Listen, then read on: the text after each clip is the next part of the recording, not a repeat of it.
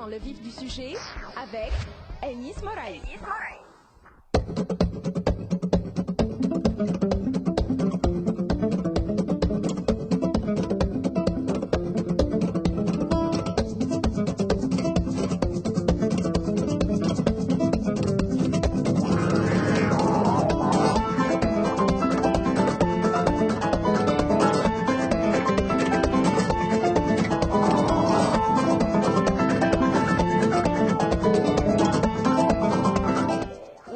Passé de 7 minutes sur les ondes RTCI Radio Tunis, chaîne internationale, et tous les mercredis à partir de 8h, rendez-vous avec Anis Moraï dans le vif du sujet. Bonjour Anis. Bonjour Afef.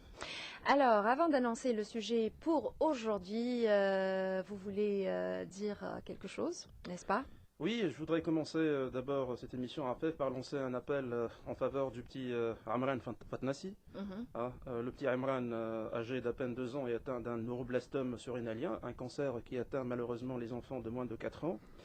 Il a été admis à l'hôpital d'enfants Web Saadoun le 18 novembre 2013 pour une chimiothérapie pré-chirurgicale. Amran a besoin d'une greffe de la moelle osseuse, en toute urgence, qui devra être effectuée dans un hôpital de France. Amran a subi le vendredi 4 avril sa dernière séance de chimiothérapie, mais a besoin de soutien financier pour son transfert en France. L'opération en question, malheureusement, coûte plus de 300 000 dinars, à peu près 150 000 euros. Oui. Plusieurs proches de la famille se mobilisent afin de collecter de l'argent pour venir en aide à Amran, et l'argent sera versé en toute transparence directement au corps médical qui s'occupera des frais et du transfert du petit Amran. RTCI ne pouvait pas rester sans rien faire pour ce petit de 2 ans, je pense. Une page Facebook a été créée à l'occasion, dans laquelle vous pouvez trouver toutes les informations nécessaires à son dossier médical notamment. Voilà. Donc cette page-là, c'est Help Amran. Help, H-E-L-P, -IMARANE.com. Voilà. Donc, à ce jour, on a collecté uniquement 30 000 dinars entre la France et la Tunisie, parce que 2 campagnes ont été faites, une en France, une en Tunisie, mais sa situation demeure très critique et on a besoin de cet argent-là pour ce petit afin qu'il guérisse au plus tôt. Voilà, donc, on rappelle la page Anis, donc Help Amran, Help sur Amran, Facebook, voilà. et les auditeurs peuvent trouver consulter tout cette le page dossier pour médical. trouver un peu les contacts, voilà, son toutes dossier les médical, toutes les nécessaires. informations. Exactement. Alors, aujourd'hui, Anis, pour le sujet, vous avez choisi l'énergie. On va essayer de mettre un peu le sujet dans son cadre, suite à un séminaire qui a eu lieu mercredi dernier, mercredi 9 avril, organisé par le Parti du courant démocratique à Tunis, un séminaire sur la réalité de l'exploitation et les perspectives du secteur énergétique. Pourquoi le choix de ce thème, Anis? Tout simplement, en fait, parce que le dossier de l'énergie est un dossier d'une importance capitale, surtout que nous connaissons actuellement une situation économique que les experts estiment préoccupante, la vérité, dans la mesure où la Tunisie est en train de s'endetter encore et encore afin de payer ses dépenses. Il y a une opacité totale sur ce dossier. Personne ne sait réellement combien la Tunisie produit exactement d'hydrocarbures et de gaz naturel. Des soupçons pèsent sur les différentes parties qui sont en relation directe avec l'octroi des contrats de concession pétrolifère et des présomptions sur des malversations existent. Cette situation prévalait avant la Révolution, on pouvait le comprendre parce que le régime du déchu était un régime complètement corrompu, mais ne semble pas avoir changé après. Les experts estiment que le manque à gagner pour l'État tunisien à cause de cette omerta sur le secteur de l'énergie est de 1 milliard de dinars. 1 milliard de dinars. Afef, j'ai parlé du secteur des hydrocarbures et pas encore des secteurs des mines, qui est un dossier non moins inquiétant. Oui. La Tunisie a consacré un principe constitutionnel désormais dans sa nouvelle constitution, exactement dans l'article 13, la souveraineté du peuple sur ses richesses naturelles. Mais l'ANC, qui détient tous les pouvoirs, a pourtant rien changé. On continue à végéter dans le noir le plus total. Entre-temps, les caisses de l'État sont vides et l'appel à l'endettement et à l'austérité se fait de plus en plus pressant. Cherchez l'erreur. Voilà. Et pour avoir toutes les informations nécessaires et poser toutes les questions possibles, on a le plaisir de recevoir ce matin Maître Fawzi Abesha, avocate spécialisée dans les contrats de concession pétrolière. Bonjour et bienvenue. Bonjour, merci pour l'invitation. Également avec nous, Monsieur Mohamed Larbi Jlassi, membre du bureau politique du Parti du courant démocratique. Bonjour et bienvenue sur RTCI. Pour s'être attaqué à ce tabou. Alors, une première question qui se pose. Pourquoi, qu'est-ce qui vous a poussé à organiser cette journée, ce séminaire mercredi dernier? Pourquoi vous l'avez organisé? C'était déjà à l'occasion du 9 avril. Mhm. C'était la fête qui commémore le sacrifice de Tunisiens pour l'indépendance et la souveraineté de la Tunisie. Mhm. Il nous a paru plus opportun de se mettre autour d'une table, de réfléchir autour de la concrétisation de cette indépendance qu'on a payé très cher, que ce soit pour l'indépendance en 1956 ou pour notre révolution en 2011, et voir comment on concrétise cette indépendance et comment on exerce notre souveraineté sur toutes nos ressources, y compris les ressources minières et énergétiques. Donc c'était une autre façon de fêter les martyrs, de fêter l'indépendance, en réfléchissant en dehors de tout ce vacarme qui était ambiant à l'avenue Habib Bourguiba. Nous avons décidé de réfléchir et de nourrir notre programme avec l'avis d'experts et avec l'avis d'experts internes et externes. Mhm. Arabi, pourquoi vous avez choisi donc exactement ce sujet de l'énergie? Il semblerait que c'est un sujet qui fâche.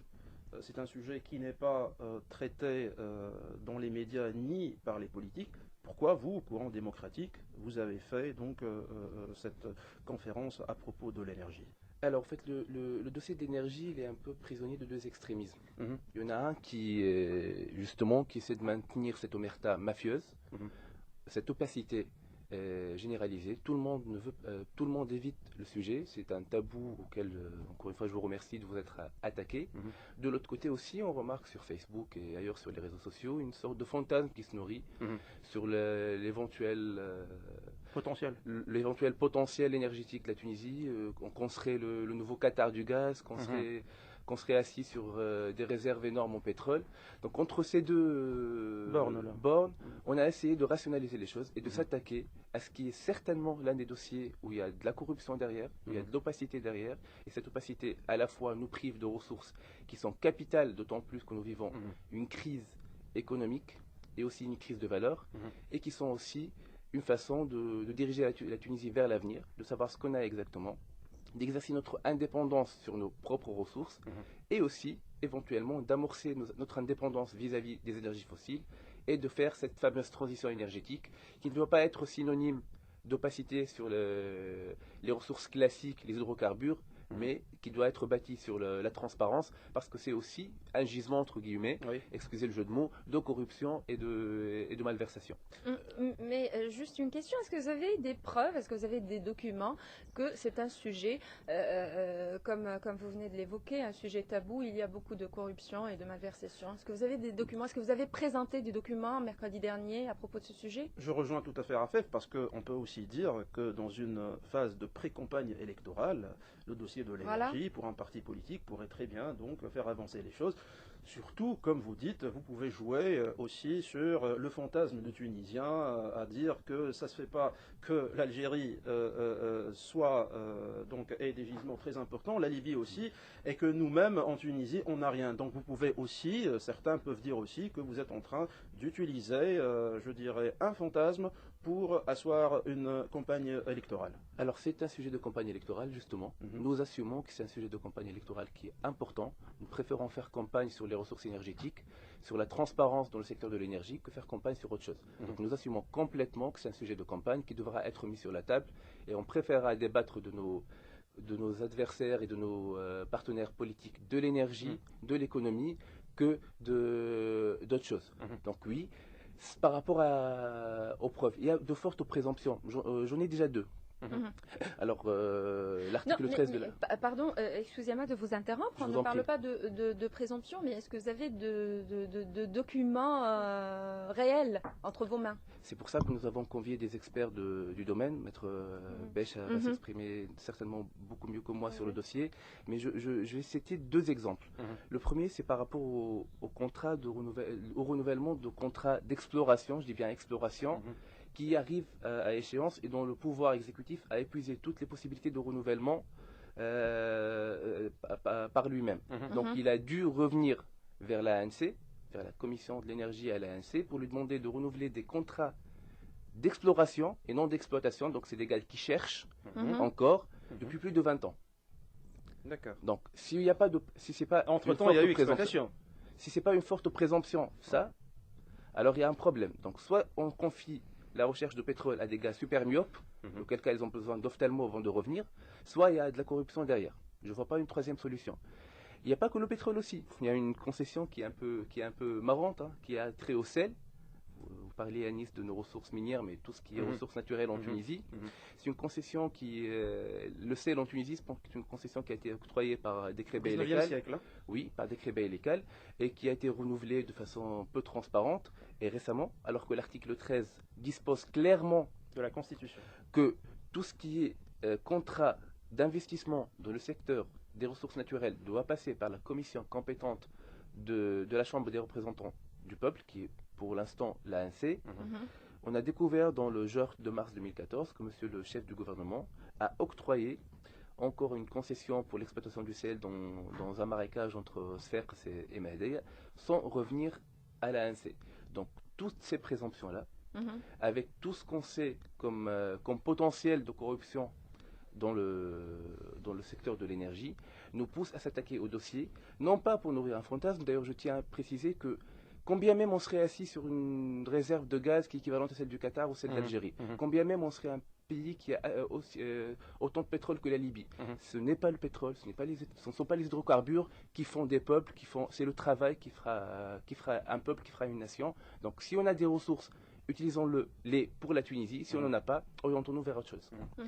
Madame Fawzia Beche, vous qui êtes avocate spécialiste en concession droit des concessions pétrolières, donc vous êtes très proche de ce dossier-là. Oui.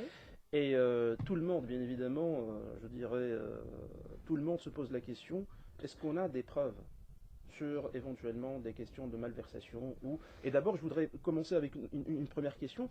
Pourquoi dans les années 90, nous avions un excédent énergétique, alors que actuellement, nous avons un déficit énergétique et on sait très bien que sur le plan technique, et sûrement vous êtes devenue une technicienne parce que vous avez côtoyé donc, dans votre investigation, je dirais, des techniciens en pétrole et en gisements pétrolifères.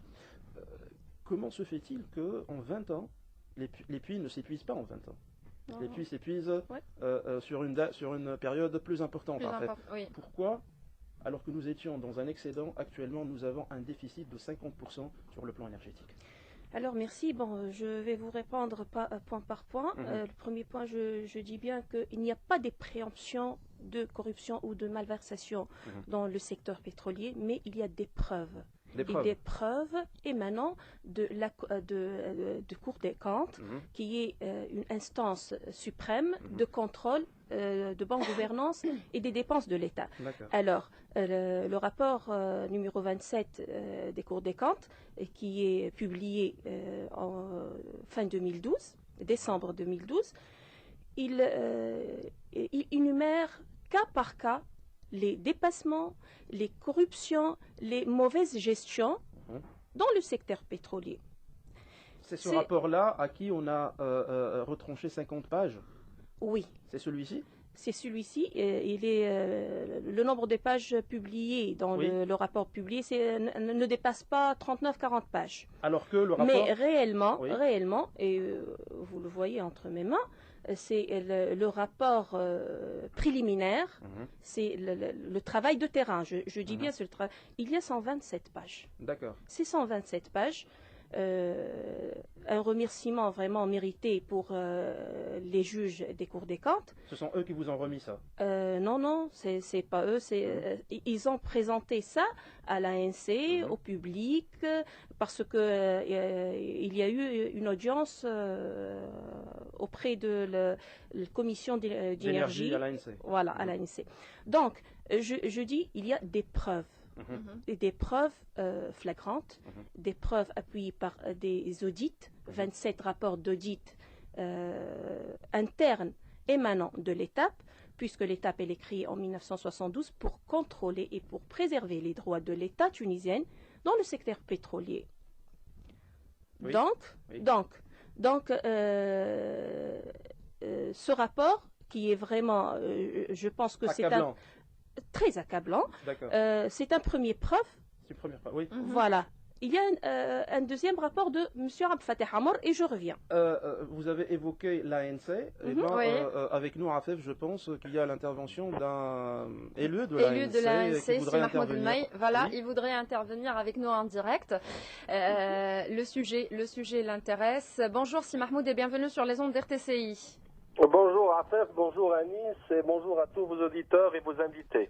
Alors, vous êtes élu à l'ANC du parti Al-Jomhoul, ici Mahmoud, et puis vous êtes également un expert dans le domaine pétrolier. Mais aujourd'hui, j'interviens en tant qu'expert. En tant qu'expert. Voilà, vous voulez intervenir. On voudrait bien aussi que vous interveniez en tant qu'élu à l'Assemblée. Hein. Ben, je ferai. Il y a une commission à l'Assemblée qui travaille sur ça. Franchement, j'ai essayé de suivre leurs travaux, mais j'ai trouvé que cette commission, elle met beaucoup plus d'énergie à trouver des choses qui n'existent pas que l'énergie de pétrole en Tunisie. Ils dépensent beaucoup d'énergie et malheureusement, à chaque fois que j'ai demandé des dossiers, ils n'avaient rien de concret. Vous n'avez personne de votre parti dans cette commission ? Oui, il y a de notre groupe parlementaire, il y a Mahmoud El-Baroudi qui est maintenant et Narmen Ferri de notre groupe parlementaire, puisque Mahmoud... Ils viennent de constituer un bloc. Exactement, une autre côte-là. Alors, si Mahmoud, vous voulez intervenir avec nous en direct à propos de quel sujet? Qu'est-ce que vous voulez rajouter? Eh bien, pour les malversations, j'ai voulu intervenir sur les malversations donc l'exploitation du pétrole en Tunisie. Il faut savoir que la Tunisie, malgré qu'on est entre deux pays pétrolifères, la Tunisie se place beaucoup plus au nord que les réserves de pétrole de la Libye et de l'Algérie, qui sont plus au sud de la Tunisie, ils sont plus bas que la Tunisie. Il y a une réserve qu'on partage avec l'Algérie, qui est la réserve de Zafzaitin, et qu'on partage depuis très très longtemps, et c'est une réserve qui continue à produire. Aujourd'hui, la production de la Tunisie, la production totale a baissé on est arrivé à un maximum, je crois, de 350 000 barils jour. Aujourd'hui, on est à 60 000 barils jour. C'est sur la base de quel... Excusez-moi, c'est Mahmoud, sur la base de quel chiffre? Mais sur la base des chiffres des exportations. Le pétrole ne peut pas bouger sans qu'on le voit. Moi, ici, de mon bureau, je peux voir tous les navires qui bougent dans le monde de pétrole. Il y a rien. Vous savez, il y a quelques semaines de ça, les Libyens ont essayé de sortir une cargaison illégalement et tout de suite, non seulement parce que tout de suite on l'a vu, mais non seulement ça, ils n'ont jamais pu la vendre parce qu'ils n'avaient pas des documents légaux pour la vendre. Donc pour dire que le pétrole part comme ça par enchantement et ressort dans une raffinerie en Europe et utilisé sans qu'on ait documents... Non, ça personne ne l'a dit, si Mahmoud. Ça n'existe pas. Ça personne ne l'a dit. On sait exactement combien est la production de Tunisie aujourd'hui. Je peux vous dire d'autres données aussi qu'on peut avoir sur les compagnies de forage. En 2013, il y a eu 34 forages faits en Tunisie, 24 de restructuration d'anciens ou réparation d'anciens puits et 10 d'exploration. Sur les 10 puits d'exploration, il y a eu zéro découverte. Aujourd'hui, la seule grande découverte qu'on a, et pourquoi, selon vous, il n'y a eu aucune découverte? Eh bien, parce qu'il n'y a pas. Parce qu'il n'y a pas de pétrole. Parce qu'il n'y a pas de pétrole. Et ça, c'est l'État. C'est l'État, pas. Je vais vous dire un contrat qui a été on parle d'un contrat qui a été renouvelé. C'est un contrat d'une poche pétrolière qui a été renouvelé, oui, mais l'État est en train de prendre entre-temps 50% de la production de ce puits. Il y a 35% qui vont vers le repaiement des travaux de la recherche de ce puits qui a coûté 1 million de dinars. 35% et 15% profitent à la compagnie. Entre les 35 de recouvrement et les 15 de la compagnie, on n'arrive même pas à récupérer 50% des dépenses faites sur le pays. D'accord. C'est Mahmoud. Oui. Madame Fawzia Besh, qui est avocate spécialisée en droit des concessions pétrolifères, voudrait intervenir avec vous. Oui, bonjour, monsieur Mahmoud. Bonjour. Bon, juste notre problème quand on parle des malversations, c'est pas uniquement de la production, parce que personne en Tunisie, avec l'absence de transparence, ne savent combien la production. Mais notre problème énorme, c'est les plus grands gisements. Est-ce que vous pouvez me répondre pourquoi le plus grand gisement de Miscar, concession Miscar, qui représente 48% de la... 18, vous voulez dire. Pardon? Miscar 18. Le Miscar 18 en mer. Je dis concession Miscar parce que avec tous les puits qui sont aux alentours, voilà, qui sont compris dans la concession Miscar. Pourquoi la concession Miscar, qui produit 48% de la production nationale du gaz naturel, qui est vendu par l'accord global à la STEG, et totalement à la propriété 100% vous savez combien il y a eu la société Beachgas. Dépenses sur le Miscar? Oui, je sais bien, je sais bien. On a dépensé mais ce n'est pas une raison de désistement sur un gisement gigantesque qui est... Oui. Si vous invitez en Tunisie des compagnies pétrolières pour faire de la recherche et de l'exploration, et vous pensez qu'ils vont dépenser de l'argent pour vous, et ils ne veulent pas récupérer leur argent, ça c'est très grave. Non, mais là on ne parle pas de récupération de l'argent, là. C'est Mahmoud, on ne parle pas de récupération de l'argent. Non. Excusez-moi, c'est Mahmoud. Je le connais très bien. Il a coûté à British Gas, il a coûté 130 millions de dollars. Et l'État peut rentrer à n'importe quel pourcentage s'ils peuvent payer la moitié des dépenses des 130 millions de dollars. Ou bien, ils donnent la possibilité à British Gas de produire jusqu'à recouvrir leur investissement. C'est sur la base du code des hydrocarbures, c'est Mahmoud, qui a été fait en 99. Exactement, qui a été fait en 99. C'est le contrat que la Tunisie ou l'État fait avec les gens qui veulent bien venir et faire de la prospection en Tunisie. Est-ce que vous pouvez nous dire dans quelles circonstances, excusez-moi si Mahmoud, est-ce que vous pouvez nous dire dans quelles circonstances le code des hydrocarbures en 99 a été fait? Ah non, mais le code des hydrocarbures est ce qu'il est. Et il est, je dirais, moi j'ai vu les codes des hydrocarbures en Irak et dans d'autres pays. Eh ben, c'est à peu près le même qu'on a en Tunisie. Même dans les dictatures, vous voulez dire? Dans les dictatures, parce que l'Irak, c'est pas, parce que l'Irak, c'est pas un exemple, l'Irak. Non, attendez. En Irak, non. Moi, je parle d'un secteur indépendamment de la dictature ou de la démocratie, un secteur, aujourd'hui, un investisseur en Irak, quand il va en Irak, sur 3 puits, il a un puits où il a du pétrole. En Tunisie, malheureusement, on est à entre 15 et 20 puits pour avoir un puits de pétrole. Moi, comme investisseur, j'accepterai beaucoup mieux les conditions de la dictature en Irak que les conditions de la Tunisie. Et d'ailleurs, si vous regardez c'est très grave ce que vous dites, c'est Mahmoud. Non, si vous regardez... Là c'est l'investisseur qui parle, c'est pas le constituant. Hein. Attendez. Si vous regardez les 20 plus grandes compagnies pétrolières du monde, vous allez voir qu'il n'y en a que 2 en Tunisie. Les autres ne viennent plus. Oui, parce qu'il y a beaucoup de malversations, parce qu'il y a beaucoup de pots de vin, parce qu'il n'y a pas de transparence. Je suis d'accord avec vous quand vous dites qu'il n'y a pas de la transparence. Et c'est ce que j'ai dit dans la plénière, la dernière plénière qui a été à ce sujet. C'est cette obscurité qu'on fait sur le domaine pétrolier qui fait que les gens pensent qu'il y a malversation. Ouais. C'est Mahmoud.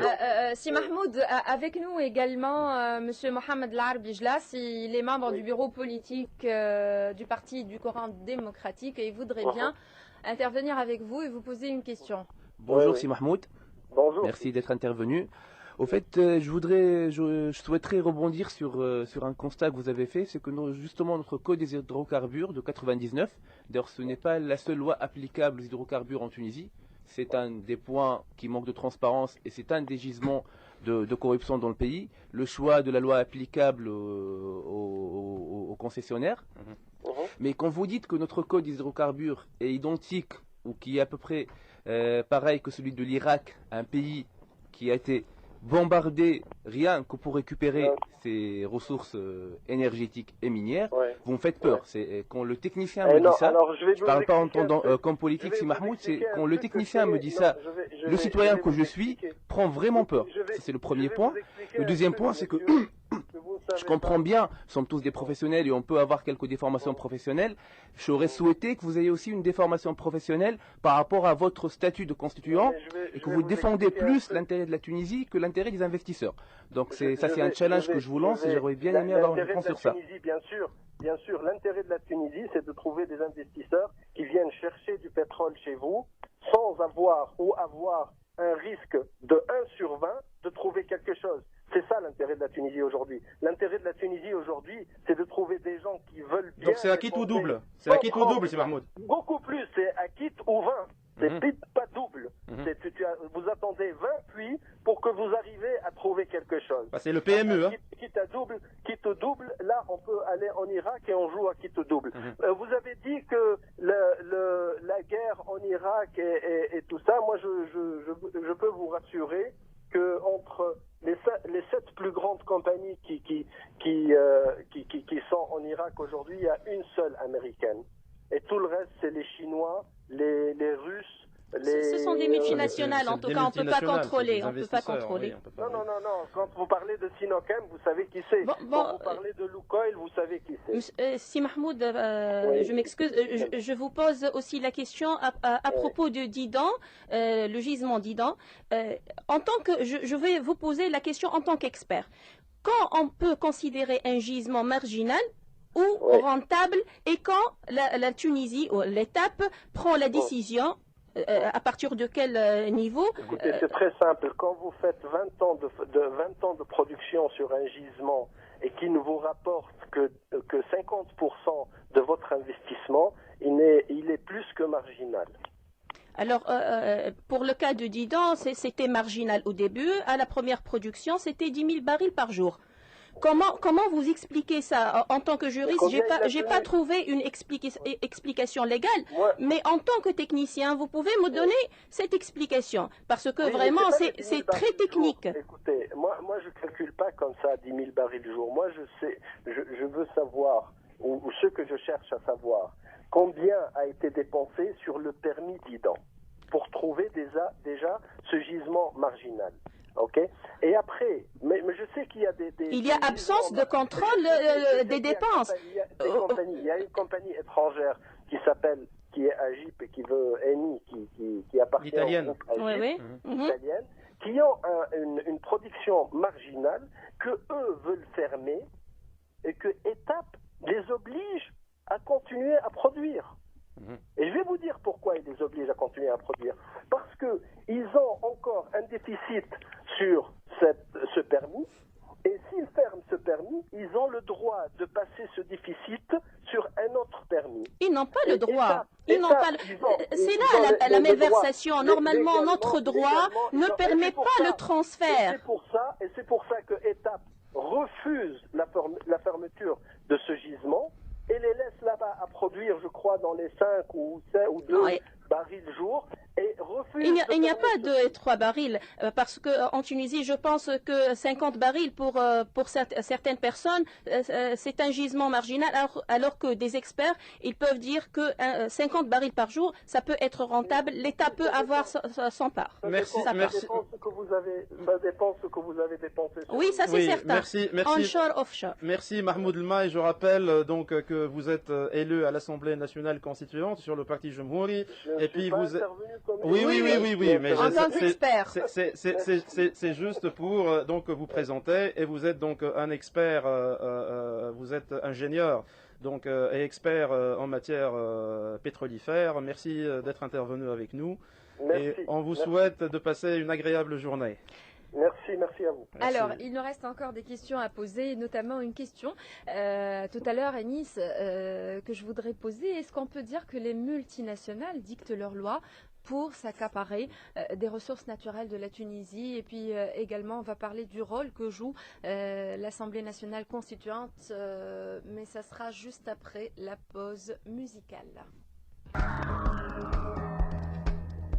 Dans le vif du sujet, avec Enis Moraï. Et dans le vif du sujet, avec Enis Moraï, continue toujours sur les ondes d'RTCI, toujours avec nous, maître Fawzi Abesha, avocate spécialisée dans les contrats de concession pétrolifère. Encore une fois, merci et rebonjour. Également, monsieur Mohamed Larbi Jlassi, membre du bureau politique du Parti du Coran démocratique. Alors, tout à l'heure, j'ai annoncé une question par rapport aux multinationales. Mais avant cela, je voudrais vous poser une question que tout le monde se pose, je présume. Mais quelles sont les richesses de la Tunisie, les richesses pétrolières et également du gaz? Est-ce qu'on a vraiment de grandes richesses? Alors, tout est à nuancer. J'ai un peu effleuré le sujet au début de l'émission pour dire que, de toute façon, nous ne pensons pas disposer de réserves aussi importantes qui vont faire pousser, comme des champignons, des gratte-ciels en Tunisie, selon le modèle de Dubaï ou Abu Dhabi. La question n'est pas là. La question est qu'à l'échelle tunisienne, notre chef du gouvernement a dû chercher un dépôt de garantie, d'ailleurs ce n'est pas un emprunt qu'il a cherché, c'est un dépôt de garantie de 350 millions de dollars pour pouvoir pallier à une crise de liquidité et pouvoir payer le salaire. Mais excusez-moi de vous interrompre, avant de parler de ce dépôt, est-ce qu'on a les richesses? Justement, donc à notre échelle, 350 millions de dollars, ça change la vie. Donc oui, on dispose de richesses de cet ordre-là en Tunisie, si on exerce nos droits réellement selon la loi sur les gisements qui sont en train d'être...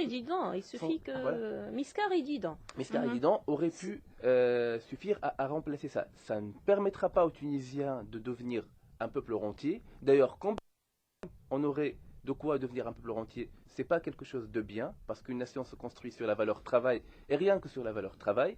L'argent qu'on extrait de notre sous-sol, c'est pour être investi, pour qu'on puisse travailler, ce n'est pas pour devenir de rentier. En même temps, quand il y a de l'argent en Tunisie, des ressources en Tunisie, c'est notre droit, comme Tunisien, de savoir combien nous avons. D'ailleurs, j'ai écouté deux experts spéculer pendant 5 minutes sur réellement la production en Tunisie. Ça, c'est un grave. On comprend tout à fait, comme a dit à juste titre, que des multinationales, Tunisie, Rafef, ils ne viennent pas pour les beaux yeux des Tunisiens. Ils viennent ici pour investir et faire un retour sur investissement. Mais la question qui diffère, c'est-à-dire, je dirais la nuance à faire le bémol, c'est que est-ce qu'on est dans une logique équitable ou sommes dans la prédation?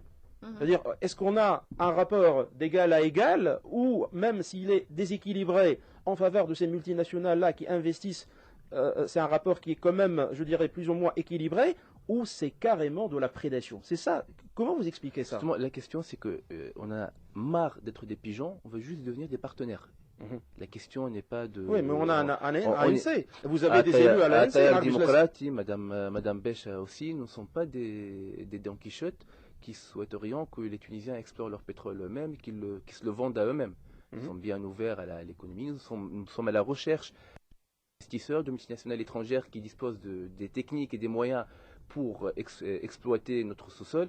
On veut juste le faire en tant que Tunisien, en tant que partenaire et non en tant que pigeon. Je répète le mot. Donc, pour revenir à la question, et là je vais remettre la casquette à Taïad démocratique que j'ai essayé d'esquiver pendant toute l'émission. Et vous êtes là pour ça, oui, pour le Coran démocratique. Le sujet, il transcende tellement les partis que c'est maintenant que je me remémore que je fais partie de la Taïad démocratique. C'est que les différents gouvernements qui ont présidé à la destinée de la Tunisie depuis le 14 janvier ne diffèrent en rien du gouvernement Ben Ali par rapport à ce dossier-là.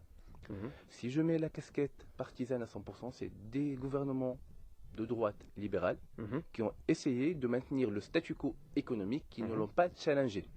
Et si on continue comme ça, le petit Amran, il y en aura plusieurs qui se seront toujours réduits à chercher la solidarité. C'est un peu du populisme. Non, à chercher de la.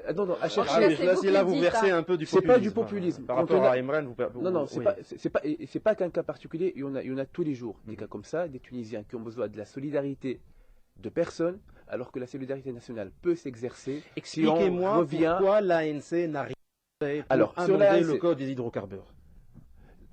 C'est pareil, il y a une majorité à l'ANC. Nous nous souvenons déjà du débat houleux et de la difficulté qu'il y a eu. L'article 13. Que le que le député de Tahalf Démocratie a eu pour faire passer Zerguini, voilà, oui. Monsieur Zerguini, Oui. qui a eu pour faire passer l'article 13. Donc ça, c'est un point. Il y a quand même des petits signaux positifs. C'est que pour le renouvellement du contrat d'exploration dont je vous ai parlé au début de l'émission, la commission de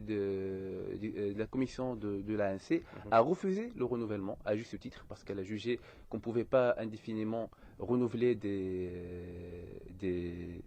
concessions, des contrats d'exploration. Oui. Et il y a eu sur 22 députés, bon, il y avait déjà 8 présents, ça c'est un problème, mais sur les 8 présents, 5 ont refusé ce renouvellement-là. Donc il y a des signaux positifs. Après, c'est au pouvoir réglementaire et au pouvoir exécutif d'assumer sa responsabilité.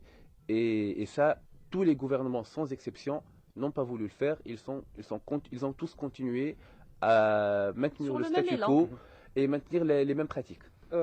Fawzia Besh, vous qui êtes avocate et donc juriste, je vais vous poser la question donc, de droit.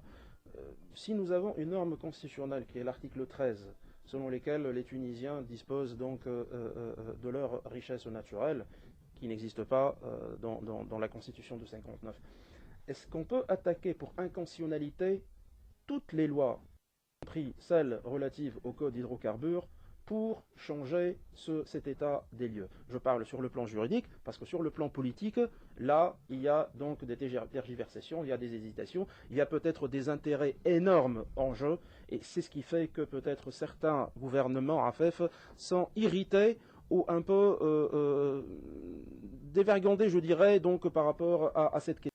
Sur le plan pratique, est-ce qu'on peut attaquer pour inconstitutionnalité donc, de ces lois-là, donc comme le code d'hydrocarbures? Alors, juste après l'approbation de l'article 13, on a déposé 3 projets de loi auprès de l'ANC. On a, c'est-à-dire qui? C'est la société civile avec le support des députés. À leur tête, c'est certain, M. Chefiq Zerguini. Alors, vraiment, c'était course contre la montre. Contre la montre. Pourquoi? Parce que, avec la clôture de la Constitution, c'est le blocage des projets de loi et de l'initiative des députés pour déposer des projets de loi. Alors, on a réussi à déposer de code des hydrocarbures, modification du code minier, et un troisième projet, c'est de créer une commission par des experts, des députés de l'ANC et des représentants du Premier ministère, en tout cas, pour réviser les conventions. Et surtout, l'intérêt de l'État. Toutes ces paroles, elles sont vraiment énumérées. Miscar, dit dans... Donc elle a fait une audite. La Cour des comptes a fait une audite. Bien sûr, c'est une audite. On cherche la transparence. Si l'étape, si la direction de l'énergie, si le ministère de l'Industrie dit qu'il n'y a pas malversation, il n'y a pas dépassement, c'est ce qu'on a, c'est la production, c'est vraiment ça. Faites-nous montrer les rapports de toutes les sociétés. La production a mentionné que 50% des puits en Tunisie, il n'y a pas des compteurs parallèles. Il n'y a pas de compteurs qui... l'extraction. Alors, toutes les paroles des sociétés étrangères, ces chiffres sont, on dit... Sociétés étrangères, oui. Une question. Vous-même, est-ce que vous avez attaqué en justice pour faire valoir le droit des Tunisiens par rapport à ça? Oui, bien sûr, c'est notre rôle en tant que société civile. Oui. Après, ça fait 3 ans qu'on travaille sur le judiciaire. Il y a une trentaine d'affaires. Une trentaine d'affaires? Une trentaine d'affaires. Et cela dure depuis combien de temps? Plus qu'une année auprès du peuple. Pourquoi? Parce qu'on a essayé de sensibiliser les responsables, malheureusement, suite à la publication du rapport des cours des comptes. C'était pour nous contrôler. Oui, justement, en parlant de décisions nécessaires, on voudrait bien terminer avec cette question. Le gouvernement actuel et les prochains gouvernements pour essayer de sauver ce secteur? Le premier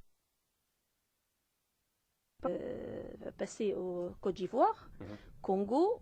Les pays d'Afrique sont vraiment plus évolués que la Tunisie, bien sûr. La première chose, le ministre de l'Industrie du Côte d'Ivoire en 2011, dès qu'il a pris ses responsabilités, qu'est-ce qu'il a fait? Il a tout remis à contrôler toutes les concessions, tous les permis de recherche auprès de l'ANC. Parmi eux, Zarat, il était refusé. Projet de renouveau par le décret Baïlécal du 13 décembre 1948. Qui reste en vigueur? Oui, bien sûr. Malgré le code d'hydrocarbures? Bien sûr, on ne gère que 20% des permis de recherche en Tunisie. Vous êtes sûr ce que vous êtes en train de dire? Oui, bien sûr. C'est-à-dire nous avons deux régimes juridiques en place. Trois régimes juridiques. On a trois régimes juridiques. Décret Baïlécal du 13 décembre 1948. Oui.